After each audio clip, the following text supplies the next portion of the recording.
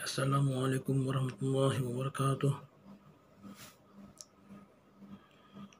Pada hari ini kita akan sekali lagi pada hari yang baik ini dan pada bulan yang baik ini, iaitu pada bulan Ramadan ini, marilah kita sama-sama bukan apa, kita mengulang kaji sedikit berkaitan dengan perkara-perkara yang membatalkan puasa. Jadi saya akan membaca sambungan kitab, iaitu kitab Umdatus Salik wa Umdatun Nasik. Mufsidatus Saum, perkara yang membatalkan puasa.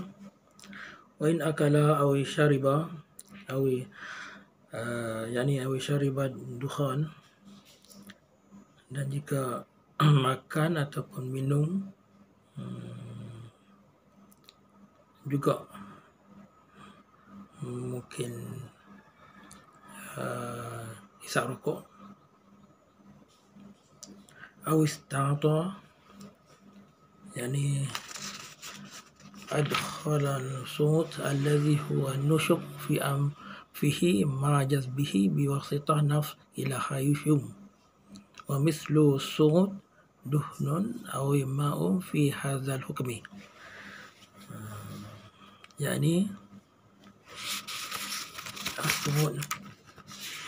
Semut ni maksudnya ialah memasukkan ubat ataupun sesuatu lah ke dalam hidung, masuk ke dalam hidung.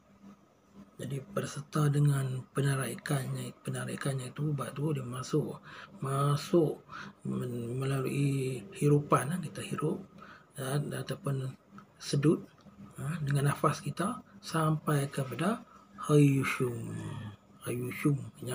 Hashim tu hayushum, maksudnya sampai ke pangkal hidung lah, maknanya kalau kita jolok hidung tu, kalau lama-lama dia akan bersin, hayushum tu. Wa mislu sud duhnun aw ma'un fi hadzal hukmi lah. Dan contoh sungut yang kita masukkan tadi tu, minyak pun boleh jadi, air pun boleh, macam tu. Awih taqana wal huknah dawaun yahqanu bihil marid fi kubul au dubur, dipanggil sebagai iftaqana, maksudnya memasukkan sesuatu ubat, mungkin ni ubat buasir yang jadi masuk dalam dubur tu, itu dipanggil sebagai iftaqana. Itu pun membatalkan puasa. Awisab ba ma'un au duhnan au nahwihi. Saban ni maksudnya kita tuangkan air atau minyak atau seumpamanya fi uzunihi, dalam telinganya, fa wasala dima'uhu aw adkhala isban aw ghairahu fi duburihi aw qubuliha wa ra'a ma yabdu 'indal qadah. Satu lagi yang membatalkan puasa ialah memasukkan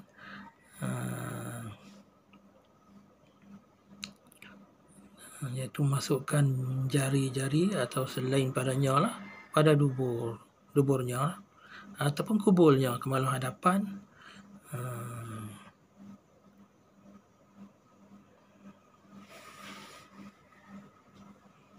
Dalam keadaan duduk, macam duduk ayul qud li qada'il hajat, dalam keadaan duduk macam duduk qada hajat lah, dia memasukkan macam tu lah. Dia duduk dalam keadaan qada hajat, boleh masukkan jari. Itu dah. Ini perkara yang membatalkan puasa. Awi wasala ila jawfihi syai'un min ta'natin ayu darbah bisikin awi rumhin wa qad wasalat ila jawf. Ini satu lagi yang membatalkan puasa. Menyampaikan sesuatu, masukkan sampai ke dalam rongga badan kita, sesuatu tapi disebut ni min ta'natin, sesuatu yang macam mana? Sesuatu yang mungkin ditusuk dengan pisau ke, dengan lembing ke, sehingga sampai itu kepada rongga tu pun tak boleh juga. Masuk pisau pun tak boleh. Ataupun memasukkan dawain, masuk ubat pun tak boleh.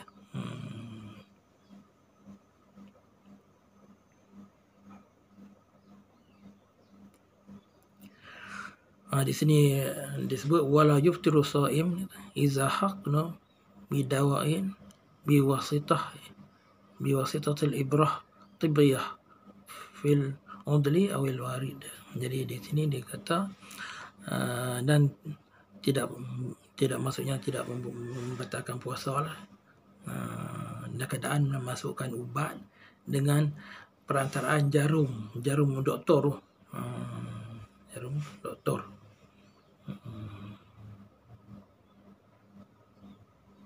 Sama ada kita injection macam mana, macam tu lah masuk. Kita biasa kita tengok doktor masukkan ubat lah macam tu. Itu sini tak membatalkan puasa lah macam tu.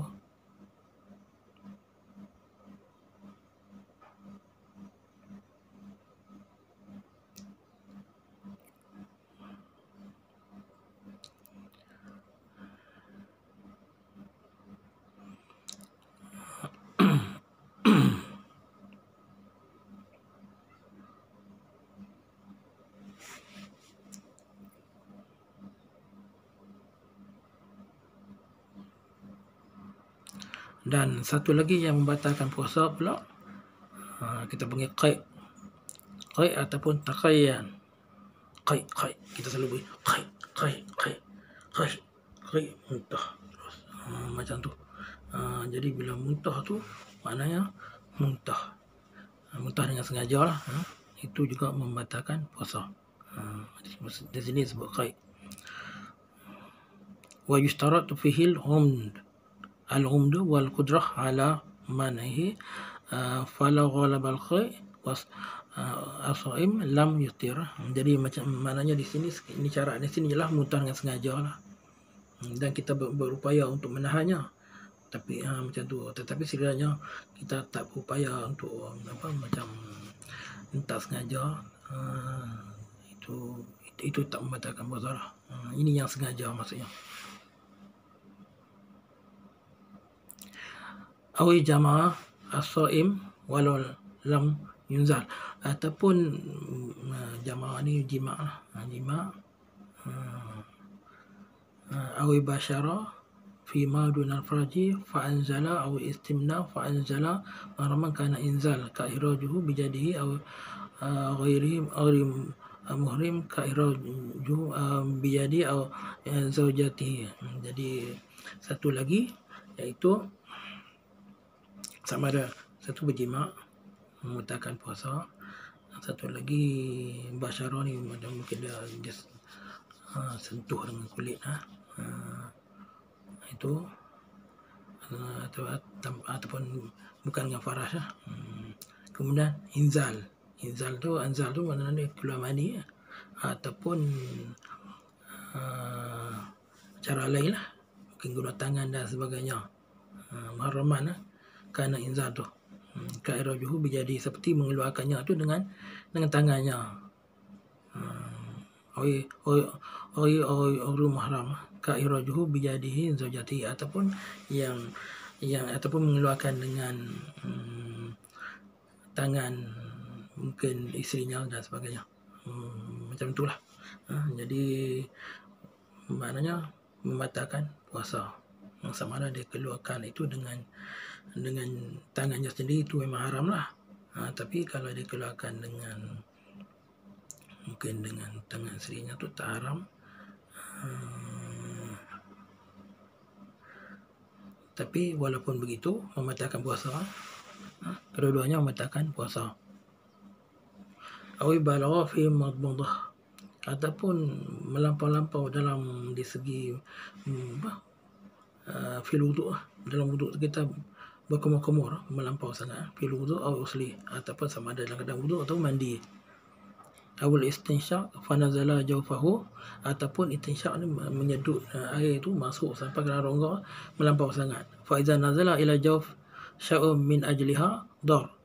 Mana bihilaf ma iza sabaqa ma'ul mutmadah min ghairi mubalaghah fala contoh.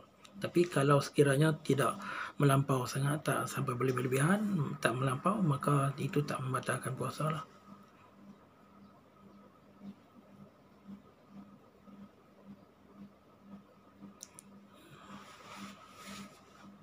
Mana menggunakan banyak air untuk berkumur-kumur dan menghirup menyedut air tu ke dalam hidung.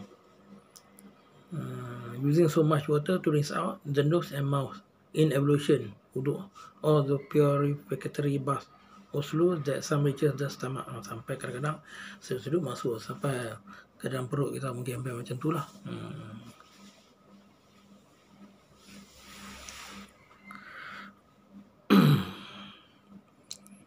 Nah, jadi ni dah sampai ke yang ke-10. Yang ke-10. Ada satu yang menarik di sini yang saya akan ketengahkan di sini, iaitu ini satu masalah.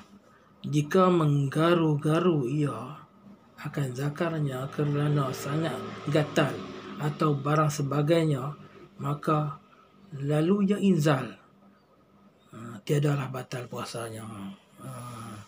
Ini berkait dengan inzal tadi, maksudnya mengeluarkan mani tadi tu. Kalau keluar mani itu kan dengan sengaja tadi tu, dengan tangan itu batal puasa.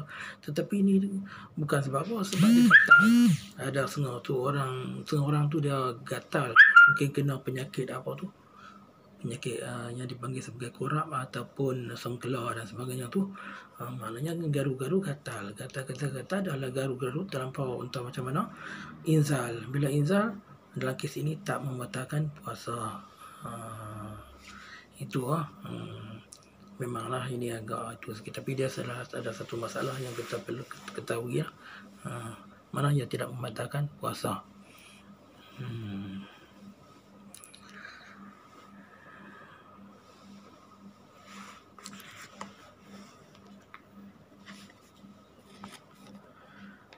Yang ke-11 pula. Yang ke-11, saya ingat dia agak panjang ni. Yang ke-11 ni mungkin kita sambung nanti. Jadi setakat itu dulu untuk hari ini. Jadi kita dah tengok setakat ini. Setakat ini ada 10 perkara yang membatalkan puasa. Yang pertama tadi makan, eating. Yang kedua drinking, ataupun termasuk juga di sini saya sebut, iaitu smoking pun tak boleh juga. Taking senah, yang ketiga. Taking senah ni yang saya sebut tadi lah, masuk air dalam hidung, masuk ubat dalam hidung dan sebagainya, sampai ke haishum. Lepas tu yang disebut sebagai suppositories. Satu lagi tu yang masuk dalam vaginal or anal, masukkan sesuatu ke dalam dubur ataupun kubur atau dalam dubur. Lagi pouring water, oil or other into the ears until it reaches the eardrum. Ini yang kelima. Yang keenam, inserting a finger or something else into the anus or vagina further than the area disclosed when one squat. Maksudnya memasukkan sesuatu, memasukkan, biasa maksudnya jari lah ataupun sesuatu lah ke dalam mana? Ke dalam dubur ataupun kubur. Dalam keadaan macam mana? Dalam keadaan disebut iaitu dalam keadaan kita squat, kita duduk tu. Bila duduk tu sampai melebihi apa yang setakat kita nampak dalam keadaan duduk tu, masuk dalam lagi lah maksudnya, macam tu. Yang ketujuh, anything that enters the body cavity will just step into it, tak kira such as a knife or spear yang sebut tadi ya. Itu pun batalkan puasa. Melainkan menyuntik ubat ke dalam badan lah. Lagi vomiting yang disebut bakar tadi tu, muntah dengan sengaja. Yang ke-9, sexual intercourse, jima. Betul yang saya sebut tadi lah. Yang selain daripada itu, yang mengeluarkan air mani dengan sengaja dan sebagainya, gunakan tangan. Ataupun ada satu lagi yang tak membatalkan puasa, bila gatal, garu sampai inzal, itu tak membatalkan puasa lah, macam tu. Dan akhir sekali yang ke-10 ialah guna air yang banyak ketika nak berkumur-kumur atau masukkan air ke hidung ketika wuduk ataupun ketika mandi wajib lah, macam tu. Jadi saya untuk hari ini cukup dulu setakat 10, dan kita akan sambung, dan ada banyak lagi sampai 15. macam tu. Jadi sekian daripada saya. Wabillahi taufiq wal hidayah. Wassalamualaikum warahmatullahi wabarakatuh.